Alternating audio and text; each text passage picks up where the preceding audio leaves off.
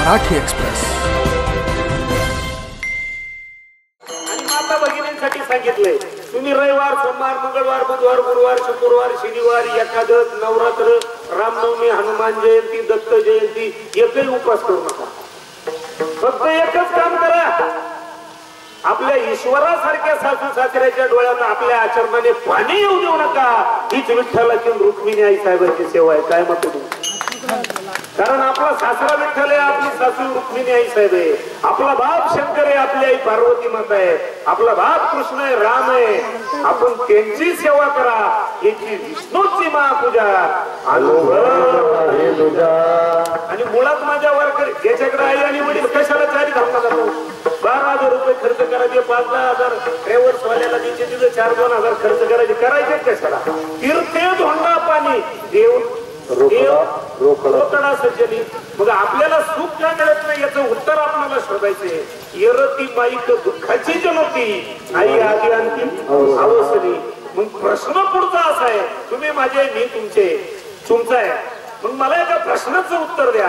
आपण संसार करतो का प्रपंच करतो? काय म्हणते महाराज? काय करतो आपण? संतांनी तुम्हा आम्हाला करायला सांगितला संसार. आधी संसार सुफल झाला गे माये. आणि आपण काय करतोय? परपंच, पर दुसऱ्यासाठी आयुष्यभर जे काही उपजोग करतो. गाडी घेऊन ठेव, बंगला बांधून ठेव, जागा घेऊन ठेव, सोनं नाणं कमवून ठेव, 10-5 लाख रुपये बँकेत ठेव. पर दुसऱ्यासाठी जेवढे उपद्व्याप आपण करतो त्याला काय म्हटलं जातं? काय म्हटलं जातं? परपंच. आता पुढचा प्रश्न लय अवघड बरं का. आपण जर एखाद्या गावाला गेलो, पैसे खर्च होऊ नये म्हणून आपण लवकर 5 रुपयाचा चहा सुद्धा पेत. एवढा कडक उन्हाळा ना महाराज, गरम पाणी लोक पितात, परंतु 10-15 रुपयाची बारीक थंड बाटली सुद्धा आपण घेत नाही. एवढे पैसे आपण कोणासाठी वाचवतो? कोणासाठी? आपल्या प्रपंचासाठी. अर्थात प्रपंच कोणाचा आहे? आपला आहे का? कोणाचा आहे?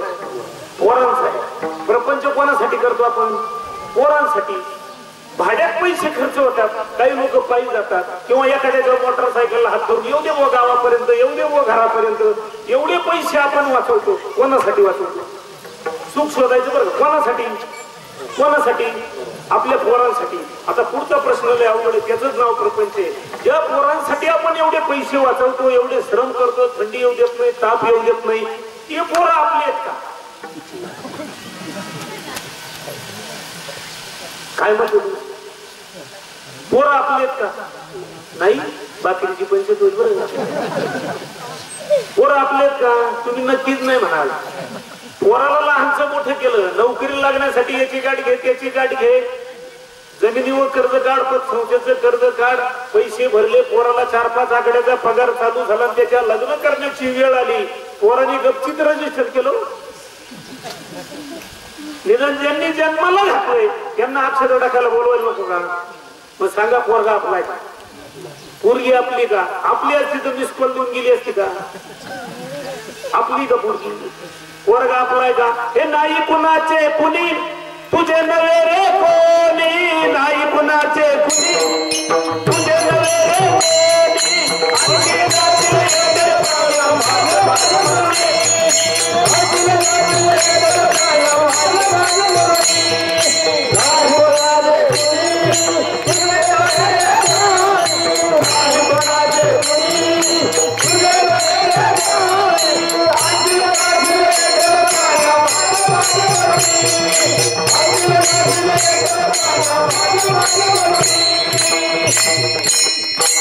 मायेचा बाजार. एकट्याला यायचं, एकट्याला जायचंय, मुलं सुद्धा आपले नाही.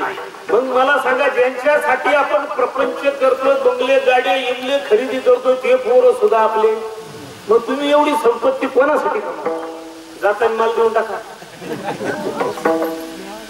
पोरं आपलं नाही ना, माल द्यायला काय? तुम्ही माझ्यापेक्षा अनुभवाने, ज्ञानाने श्रेष्ठ. 4 पानकळे जास्त खाले. कोरोनाची पहिली लाट आली, कोणाचा मामा गेला, मामी गेली, मावशी गेली, काकू गेली, बहीण गेला, भाऊ गेला, आपल्या केसाला धक्का लागला. कोरोनाची दुसरी लाट आली, ऑक्सिजनची लेवल खाली आली. त्याच्यामध्ये कोणाचा मामा मावशी भाऊ बहीण बायको आजी आजोबा मित्र परिवार वारकरी संप्रदायाचे बरेच रत्न आमचे सुद्धा गेले. आपल्या केसाला धक्का लागला. ज्या अर्थी 2 लाटेमध्ये आपल्या केसाला धक्का लागला नाही, आपण शाबूत देवाने ठेवलं, त्या अर्थी नक्कीच पांडुरंग परमात्म्याची आपल्यावर कृपा आहे. काय म्हणतो? आणि आपण का वाचून सांगू का? कधीतरी तांब्याभर पाणी तुळशीला घातलं असेल, कधीतरी वारकऱ्याची सेवा केली असेल, सप्त्यात मनापासून अन्नदान केलं असेल, 10-5 रुपयाचा दान धर्म केला असेल, भगवान पंढरीनाथाच्या मंदिरात जाऊन मनोभाविकेचं नामस्मरण केलं असेल. आणि माझा देवाचा नियम असा आहे, येशी तेव्हा देशी. कसा नियम आहे त्याचा? तो काय फुकट कोणाला देत नाही. आणि एकदा का त्याची भक्ती केली, आपल्यावर संकट आलं, निर्वाणी गोविंद असे मागे पुढे. कसा राहतो पा मागे पुढे उभा, काय सांभाळायचं मागे पुढे उभा, मागे पुढे उभा, मागे पुढे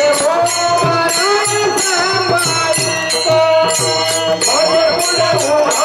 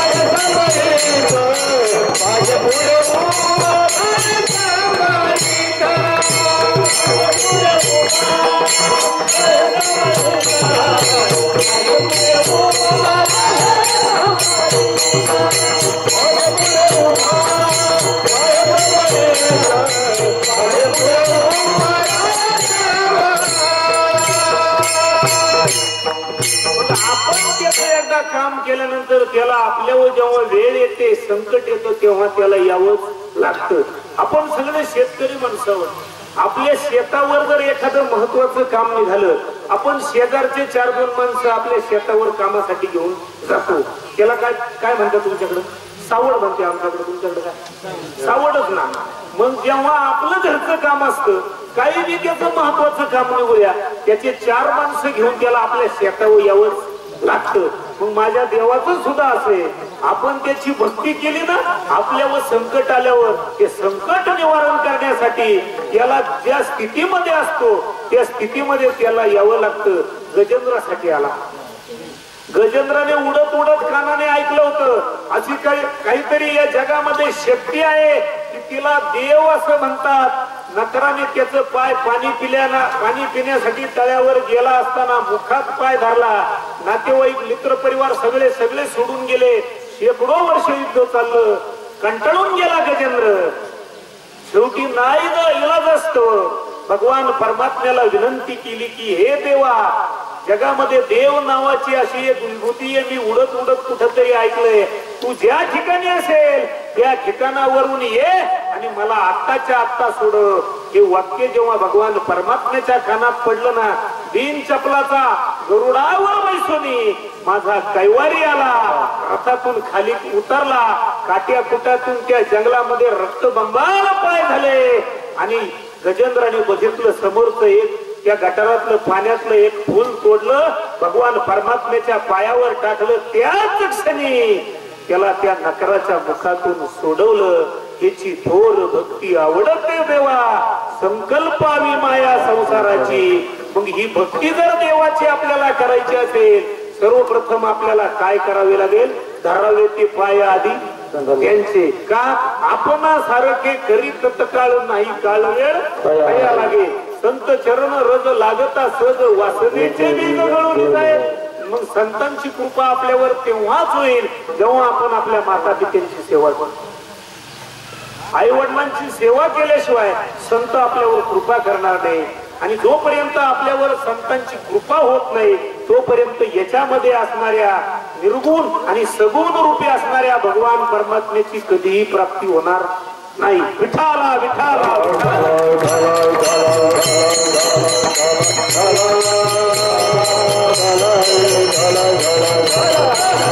म्हणून या परिवारातला एक पिता जाऊन 5 वर्ष झाला. आई ती आई आणि बाप तो बाप. कारण माणसाच्या जीवनातला बाप गेल्यानंतर आपल्यावर येणाऱ्या संकटापासून रक्षण करणारा बाप नावाचा पहाड उन्मळून पडला. बाप कधीच मिळत नाही. आणि बाप कसा असतो महाराज? बापाला थकण्याचा अधिकार नाही, बापाला दमण्याचा अधिकार नाही, बापाला रडण्याचा अधिकार नाही. बाप तो बाप असतो आणि आई ती आई असते. कारण का? स्वामी तिन्ही जगाचा आई विना. आई झाल्याशिवाय आईची किंमत कळत नाही, बाप झाल्याशिवाय बापाची किंमत कळत नाही. कारण बाप हा असा विभूती असतो महाराज. पोरांसाठी कुटुंबासाठी एवढ्या यातना सहन करतो, एवढे श्रम करतो, एवढे प्रचंड कष्ट तो उपसत असतो. परंतु एक प्र शब्दाची सुद्धा तक्रार बाप कधी करत नाही. म्हणून तुम्ही आम्ही सर्वप्रथम मंदिरात जाणे अगोदर ज्यांच्या आई आणि बाप आहे ना त्यांची सेवा करा. मग संतांची करा, मग भगवंताची करा. जगामध्ये सगळ्यात मोठी विभूती आहे आपली आई आणि बाप. आपल्या गावासारखं एक गाव होतं. नवीनच ग्रामपंचायतचं इलेक्शन झालं. सरपंच उपसरपंच 5-7 मेंबर निवडून आले. नारळ वाढवायचा आणि गावचा कारभार सुरू करायचा. सरपंचाच्या हातात नारळ, उपसरपंच 5-7 मेंबर ग्रामपंचायतच्या गेटमध्ये आले. गावातले एक जण म्हातारं काठी तिकीट ग्रामपंचायतच्या गेटमध्ये आलं. सरपंचाला म्हणले जय हरी. म्हणे जय हरी. माझं एक प्रश्नाचं उत्तर द्या म्हणले. काय म्हणले बाबा? माझ्या एका प्रश्नाचं उत्तर द्या, साधा सोपा आहे. सरपंच म्हणे अगोदर चहा द्या, खोबऱ्याचा गुटखा खाणार पडलो. बाबा म्हणे जातच नाही तर काय गुटखा खाता. एक काम करा म्हणे नारळ फोडायच्या अगोदर माझ्या एका प्रश्नाचं उत्तर द्या. सरपंच म्हणे प्रश्न विचारायचं कारण तुम्ही कसे निवडून आला त्याच्याशी मला काही घेणं देणं नाही. तुम्ही सरपंच झाल्याबद्दल माझ्याकडनं माझ्या परिवारातर्फे तुम्हाला मनापासून शुभेच्छा. फक्त एका प्रश्नाचं उत्तर द्या. प्रश्न यासाठी हा 4-5-7 हजार लोकसंख्येचा गाव 5 वर्षासाठी तुमच्या ताब्यात द्यायचा आहे. तुम्ही कसे निवडून आले याच्याशी आम्हाला काही घेणं देणं नाही. तुम्हाला नॉलेज किती आहे तुमचा मेंदू तपासायचा आहे. म्हणून या प्रश्नाचं उत्तर म्हणे विचारा. आता सरपंचाला वाटलं बाबा विचारून काय विचारी? पाणीपट्टीचं, लाईट बिलाचं काहीतरी विचारी, पेन्शनचं विचारी. बाबांनी सगळ्यात साधा सोपा प्रश्न विचारला. म्हणजे सांगा सरपंच साहेब सगळ्यात मोठं कोण? काय प्रश्न विचारला? आता हे 5-7 लाख रुपये घालून निवडून येलो ते लय मूड मध्ये गडी. ते म्हणे बाबा सगळ्यात मोठा सरपंच. काय म्हणे? सगळ्यात मोठा सरपंच. बाबा म्हणे बरोबर आहे, सरपंच साहेब मोठे आहेच आहे. प्रथम नागरिक या नात्याने मान कोणाला असतो? सरपंचाला असतो. सरपंच मोठे आहेच आहे. परंतु माझ्या प्रश्नाचं उत्तर हे नाही. त्याच्या पुढचं म्हणला तलाठी मोठा, एक जण म्हणला कोतवाल मोठा, एक जण म्हणला हा गावच सगळ्यात मोठा, एक जण म्हणला तालुका मोठा, जिल्हा मोठा, राज्य मोठं, एक जण डोकं लावलं तो म्हणला हा भारत देश सगळ्यात मोठा. बाबा म्हणे देशही मोठा असला तरी या प्रश्नाचं उत्तर माझ्या हिशोबाने बरोबर नाही. शिपाई म्हणे अर्धा तास झाला चहा सांगू. बाबा म्हटला जमणार नाही. 10 तारखेला माझी पेन्शन जमा होती. सगळ्यांना मी स्पेशल म्हशीच्या दुधाचा चहा पाजणार. परंतु माझ्या प्रश्नाचं उत्तर बरोबर द्यावंच लागेल. एक जणांनी डोकं लावला तो म्हणला बाबा सगळ्यात मोठी पृथ्वी. काय म्हणलं ते? सगळ्यात मोठं काय?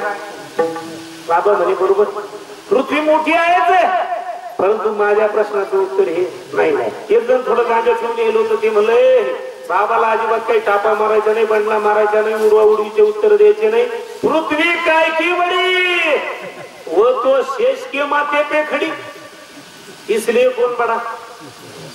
शेष बडा. आता शेष बडा म्हणलं शंकराच्या भक्ताला राग आला. ते म्हणलं ओम नमः शिवाय. शेष काय का बडा?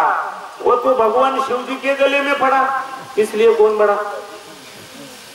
एकाचा थोडा पावर कमी उतरेल होता.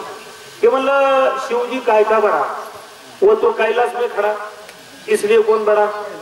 कैलाश बडा. नेमकी रावणाचं वंश झालं. ते म्हणलं कैलाश काय का बडा, उसे रावण ने 3 बार उखाडा, इसलिए कौन बडा. रावण बडा. आता रावण बडा म्हणल्यावर राम भक्ताला रागाला. ते म्हणलं जय श्रीराम. रावण काय का बडा, मेरे भगवान श्री राम ने एक ही तीर से मारा, इसलिए कौन बडा. राम मुठीत राम. बाबा म्हणे रामाचं सांगू नको, शंकराचं सांगू नको, रावणाचं अजिबात सांगू नको.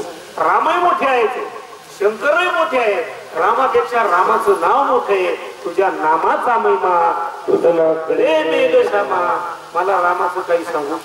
माझ्या प्रश्नाचं उत्तर बरोबर द्या. सरपंच म्हणे भूक लागली. बाबा म्हणला जमणार नाही, सगळ्यांना स्पेशल राईस प्लेट, परंतु अगोदर माझ्या प्रश्नाचं उत्तर बरोबर द्या. एका वारकऱ्याने डोकं लावलं. ते म्हणे मी अनेक ठिकाणी पंढरपूरला, आळंदीला, त्र्यंबकला दिंडीत जातो. अनेक साधू संतांची महंतांचे कीर्तन ऐकलं. रामजी काय के बडे, वो तो संत वशिष्ठ जी के चरणों में पडे, इसलिए कौन बडा. संत मोठे, संतांनी देव दाखवला म्हणून देवाला किंमत आली. मग सगळ्यात मोठं कोण. संत चरण रोज लागता सज वासनेचे वास, आणि प्राप्तीची उपाय धरावे संतांचे, ते पाय येणे साधती साधने तृप्ती भावाची. संत सगळ्यात मोठे. बाबा म्हणे बरोबर आहे, संत मोठे आहेच, परंतु माझ्या प्रश्नाचं आणि या उत्तराशी काही घेणं देणं. बरोबरच उत्तर द्या. आता एका वारकऱ्याने डोकं लावलं. बाबा तुमच्या प्रश्नाचं 1001% उत्तर माझ्याकडे. म्हणे सांगा. संत काय के बडे, संत काहे के बडे, वो तो अपने माँ बाप के पेट से पड़े, इसलिए कौन बड़ा. धन्य माता पिता दयाची, धन्य माता पिता दयाची,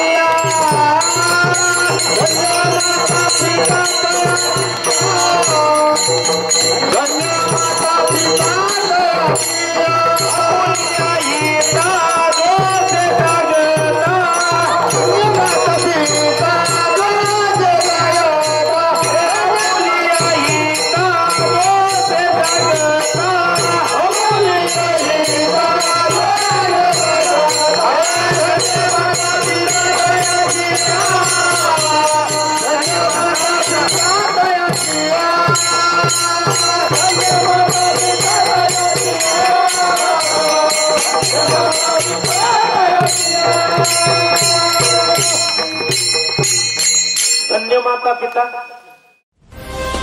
मराठी एक्सप्रेस.